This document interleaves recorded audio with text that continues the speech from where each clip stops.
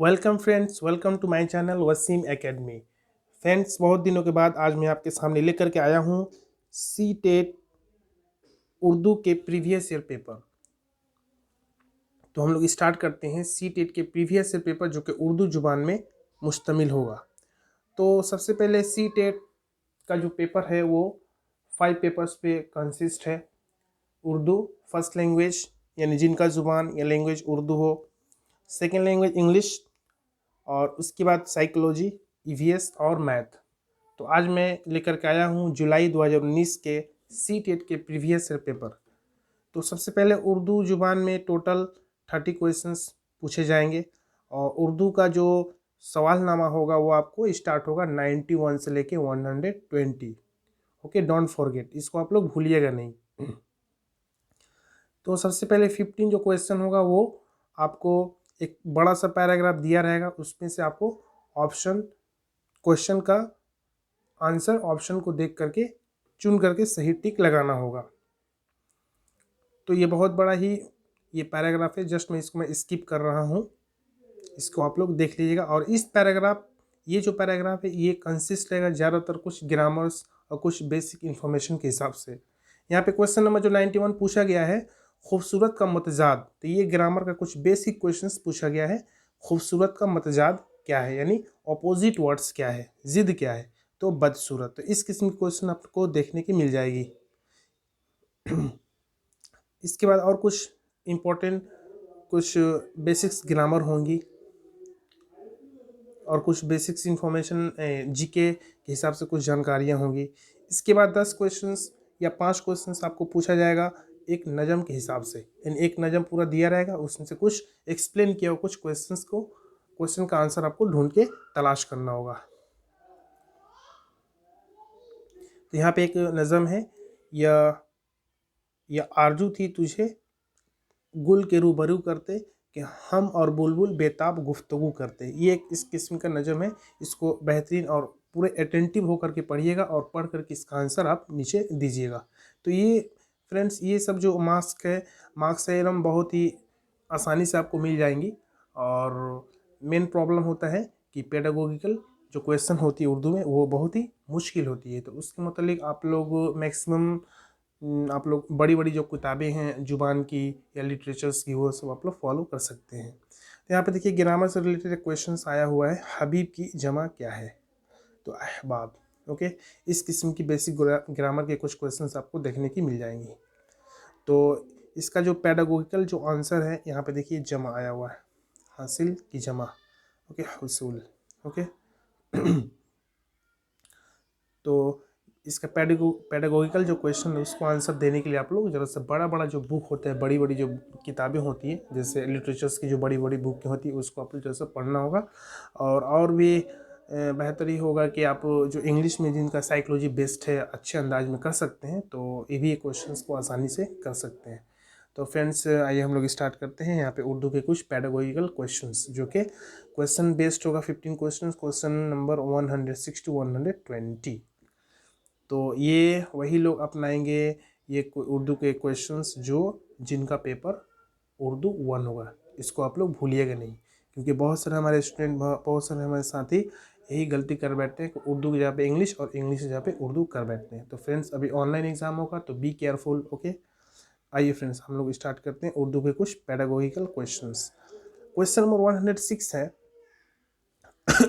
Sorry दूसरी जमात के उस्ताद, okay, दूसरी जमात के उस्ताद निशा तुलबा के ज़ख़ीरा अल्फाज को फ़रोग देने पर काफ़ी ज़ोर देती है।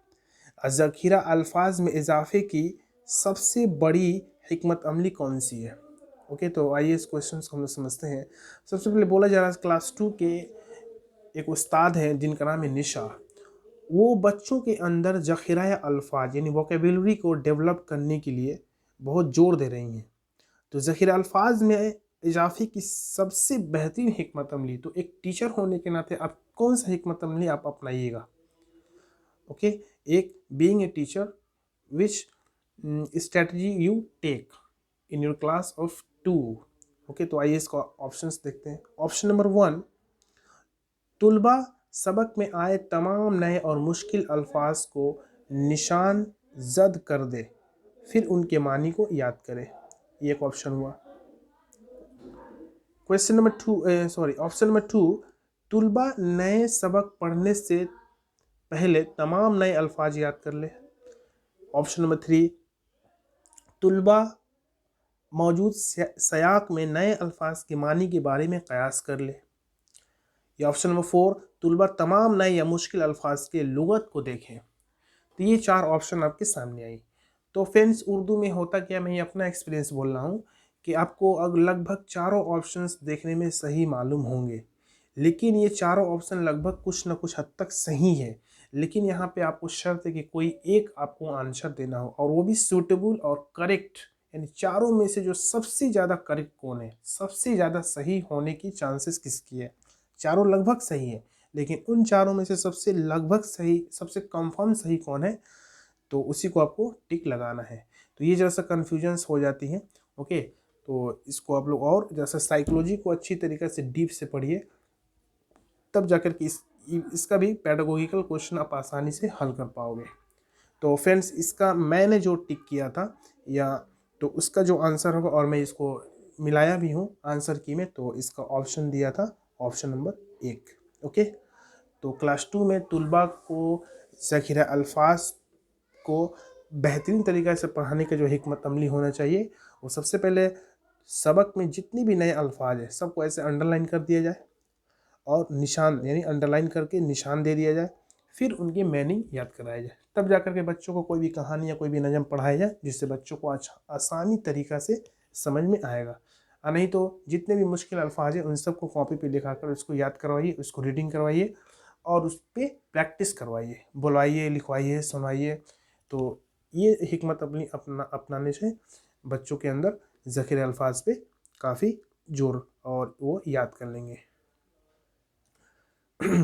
तो उम्मीद है फ्रेंड्स आप लोगों को ये समझ में आया होगा।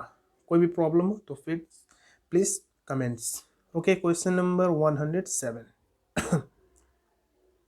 7 नंबर क्वेश्चन है 107। ये भी दूसरी जमात के उस्ताद तुलबा को मुख्तलिफ हरकत व सकनात के साथ एक दिलचस्प कहानी सुनाता है। ओके, पूरी कहानी सुनाने के बाद कुछ तलबा से कहता है कि वह इस कहानी को अपने लफ्ज़ों में दोबारा बयान करे। तो ऐसे करके वह जांचने की कोशिश करता है। यानी हुआ क्या कि एक टीचर है जो कोई भी एक नज़म को, यानी कोई भी स्टोरी को, या कोई भी एक पोएम को, राइम्स को, वो पूरे प्रैक्टिकल एक्टिविटी करके दिखाता है। हरकत और सकनात यानी पूरे मूविंग ऑब्जेक्ट के साथ, यानी अपना बॉडी को पूरा ऑब्जेक्ट करके हरकत और सकनात के साथ सुनाता है। उसके बाद बच्चों को बोलता है कि आप लोग इस कहानी को अपनी ज़ुबान में एक्सप्लेन करो। तो यहाँ पे वो मतलब कि वो टीचर क्या जांचने की कोशिश कर रहा है। तो आइए इसका ऑप्शन देखते हैं। ऑप्शन नंबर 1, लिखने की सलाहियत, सुनने की सलाहियत, बोलने की सलाहियत, या पढ़ने की सलाहियत। तो फ्रेंड्स, इसका जो आंसर मैंने टिक किया था और इसका आंसर की में भी है ऑप्शन नंबर 2, सुनने की सलाहियत। यानी यहाँ पे उस्ताद ये देखना चाहता है कि वो बच्चे कितने गौर से सुने हैं और सुन करके अपने अल्फाज में, अपने ज़ुबान में उसको अदा किए हैं। तो यहाँ पे जो सलाहियत जो डेवलप कराना चाह रहा है टीचर, वो है सुनने की, listening skills. Okay, question number 3 देखते हैं हम लोग। क्वेश्चन नंबर आज का 3 और क्वेश्चन नंबर 108।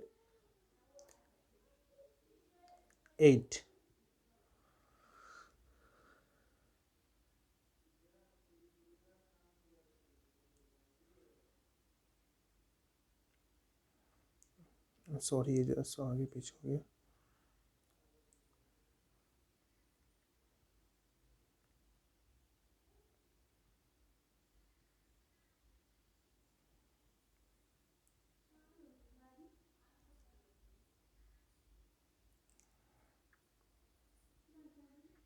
लग रहा है एक पेज मिसिंग है। चलिए हम लोग स्टार्ट करते हैं क्वेश्चन नंबर 114 से। सॉरी। क्वेश्चन 114 है, तीसरी जमात के तलबा को एक नज़म पढ़ाने के बाद कोरोना ने फैसला किया कि इन्हें कुछ काम दे। दर्ज जेल में से इसे कौन सा काम देना चाहिए ताकि बच्चे इसमें पूरी सरगर्मी से शरीक हो सके। अब यहाँ पे जो बात आया क्लास 3 का बोला जा रहा कि तीसरी जमात के तलबा को एक नज़म पढ़ाने के बाद कोरोना, यानी कोरोना एक टीचर है, इसको वो कोरोना नहीं समझ ले, कोरोना एक टीचर है जो कि एक नज़म पढ़ाने के बाद बच्चों को कुछ काम दिया। तो दर्ज जेल में से कौन सा काम चाहिए ताकि बच्चे पूरी सरगर्मी से, यानी कौन सा काम बच्चों को दे जिससे पूरे एक्टिविटीज़ के साथ वो इन्वॉल्व रहे। तो आइए इसका ऑप्शन देखते हैं। ऑप्शन नंबर 1, बच्चों से नज़म में आए नए लफ्ज़ों की मदद से जुमले बनाने के लिए कहा जाए। एक नंबर ऑप्शन। ऑप्शन नंबर 2, बच्चों से नज़म के आखिर में दिए गए सवालों के जवाब लिखने के लिए कहा जाए। ऑप्शन नंबर 3, बच्चों से नज़म के बारे में मुख्तलिफ ग्रुपों में अपने जवाब देने के लिए कहा जाए। या ऑप्शन नंबर 4, बच्चों से पूरी नज़म हर्फ ब हर्फ ज़ुबानी याद करने के लिए कहा जाए। तो ये चारों में से कौन सा ऑप्शन सही होगा? तो यहाँ पे जो टिक किया हुआ है ये इसका सही आंसर होगा ऑप्शन नंबर 3। बच्चों से नज़म के बारे में मुख्तलिफ ग्रुप में, यानी आपके क्लास में बहुत सारे बच्चे हैं, उन बच्चों को छोटे छोटे ग्रुप में बांट दीजिए और बांट करके उन ग्रुप डिस्कशंस करके तब वो लोग आंसर को फाइंड करेंगे। तो ये बेहतरीन तरीका है। तो फ्रेंड्स, आज मैं इस वीडियो को यहीं पे रोक रहा हूँ। 3 क्वेश्चंस को हम लोग हल किए। नेक्स्ट वीडियो में इससे और ज़्यादा क्वेश्चंस और आंसर को हम लोग देखेंगे। तो please subscribe my channel and share, and any problem please comment me. Thank you friends, thanks.